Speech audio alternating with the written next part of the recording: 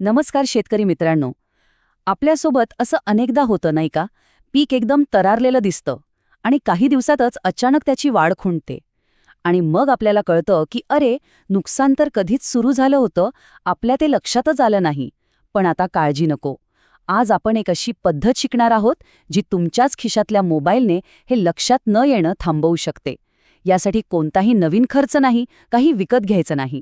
फक्त आपला स्मार्टफोन आणि एआय वापरून समस्या वेळेवर कशी ओळखायची आणि खर्च कसा वाचवायचा, चला एकदम सोप्या भाषेत समजून घेऊया.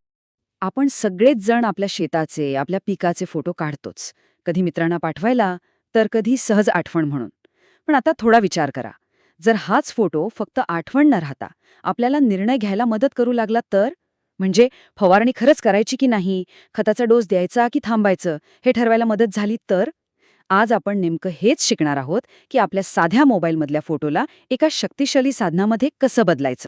बरं, कोणतंही नवीन तंत्रज्ञान वापरण्याआधी ना आपली विचार करण्याची पद्धत थोडी बदलावी लागते.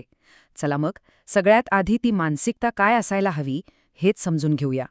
खरं सांगायचं तर आपल्या शेतीत नुकसान रोगामुळे कमी आणि निर्णय उशिरा घेतल्यामुळे जास्त होतं. जेव्हा आपल्याला पानांवर डाग दिसायला लागतात तेव्हा खरं नुकसान तर आतमध्ये कधीच सुरू झालेलं असतं. मग काय, आपण घाबरतो, कोणीतरी काहीतरी सांगतं आणि आपण लगेच फवारणी करून टाकतो. पण मूळ समस्या काय आहे हे आपण समजूनच घेतलेलं नसतं. एक गोष्ट इथं अगदी स्पष्ट करतो. ही पद्धत आपल्याला थेट रोगाचं नाव किंवा कोणतं औषध फवारायचं हे सांगणार नाही, अजिबात नाही. ह्या पद्धतीचा मुख्य उद्देश आहे पिकामध्ये होणारे अगदी छोटे छोटे बदल वेळेवर ओळखणं. एक प्रकारे धोक्याची सूचना, एक अलार्म वेळेवर मिळवणं, जेणेकरून आपण योग्य प्रश्न विचारू शकू. एआय या शब्दाला अजिबात घाबरू नका.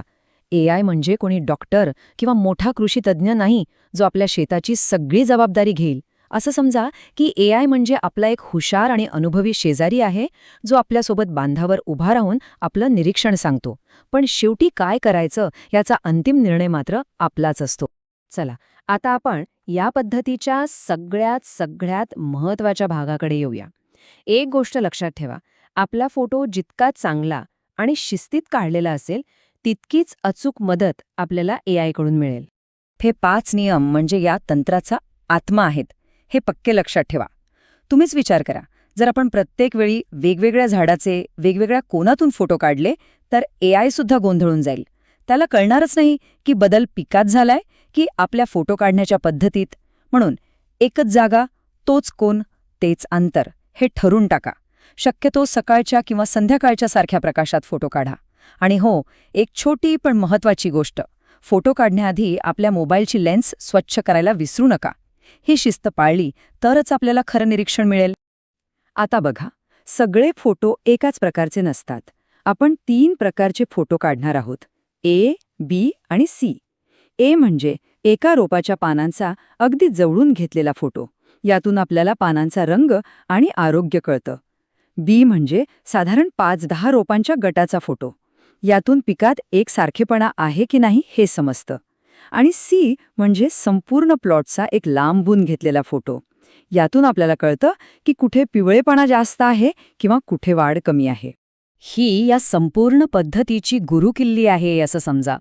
याला बेसलाईन फोटो किंवा पहिल्या दिवसाचा फोटो म्हणतात. म्हणजे ज्या दिवशी आपलं पीक एकदम निरोगी, टवटवीत दिसतंय त्या दिवशी काढलेला फोटो. हा फोटो भविष्यातल्या सगळ्या तुलनेसाठी आपला आधार बनतो.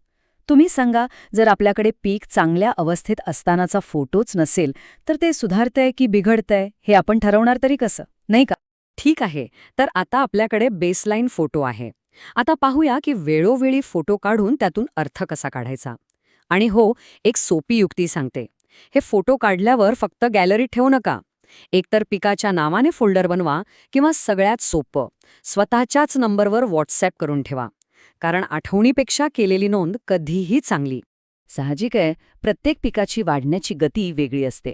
त्यामुळे फोटो काढण्यामधलं अंतरही वेगळं ठेवावं लागतं. भाजीपाल्यासारखी पिकं झपाट्याने वाढतात.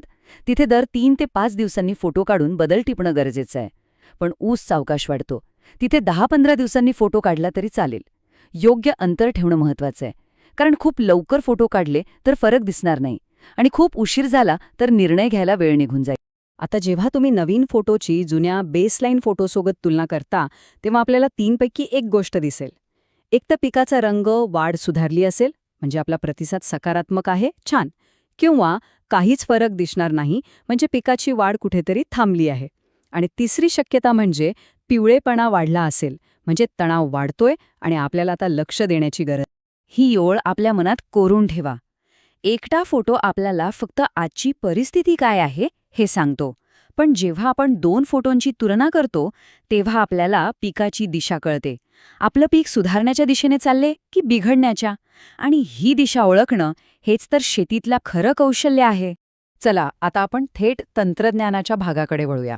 आपण फोटो काढले, त्यांची तुलना केली. आता ChatGPT सारख्या AIशी, म्हणजे का हुशार कम्प्युटर प्रोग्रॅमशी बोलायचं कसं? प्रश्न कसे विचारायचे जेणेकरून आपल्याला आपल्याच फोटोंमधून अधिक माहिती मिळेल हे पाहूया. इथेच बहुतेक लोक सगळ्यात मोठी चूक करतात. आपण थेट फोटो टाकतो आणि विचारतो, याला काय झालंय? असं विचारण्याऐवजी प्रश्न बदला. AIला विचारा की हे 2 फोटो बघ, यात तुला काय बदल दिसतोय? पिकाचा रंग, वाढ आणि एकसारखेपणाबद्दल तुझं काय निरीक्षण आहे? मी पुढे कशावर लक्ष ठेवू? बघा, हा प्रश्न उत्तर नाही तर निरीक्षण मागतोय. आणि आपल्याला तेच हवंय.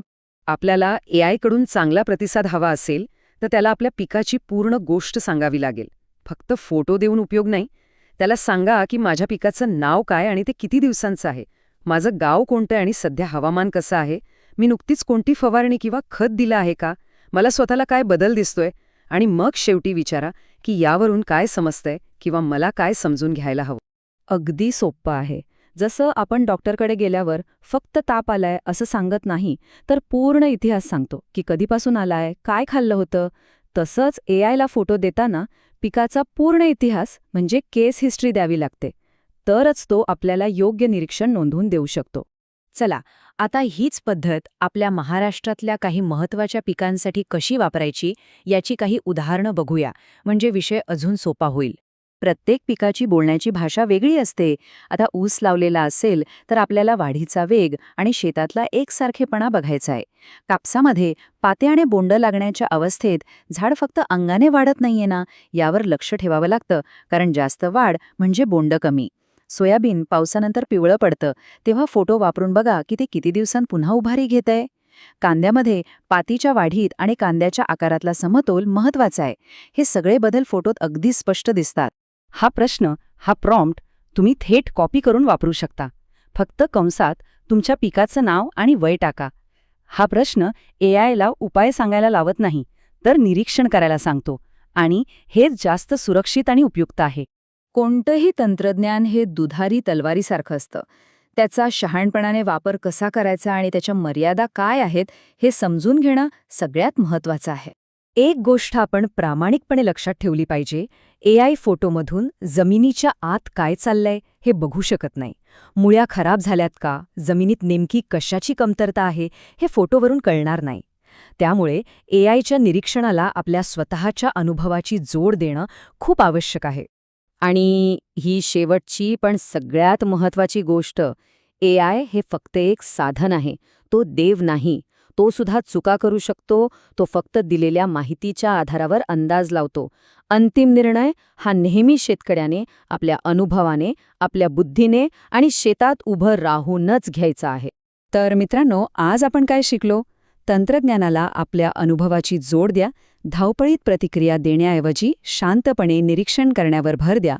जर तुम्हाला हा प्रयत्न, ही माहिती खरोखरच वेगळी आणि उपयोगी वाटली असेल तर टेक समजून घ्या या चॅनलला नक्की सबस्क्राईब करा आणि इतर शेतकरी मित्रांपर्यंतही पोहोचवा, कारण इथे आम्ही तंत्रज्ञान विकत नाही, ते समजून कसं घ्यायचं हे शिकवतो.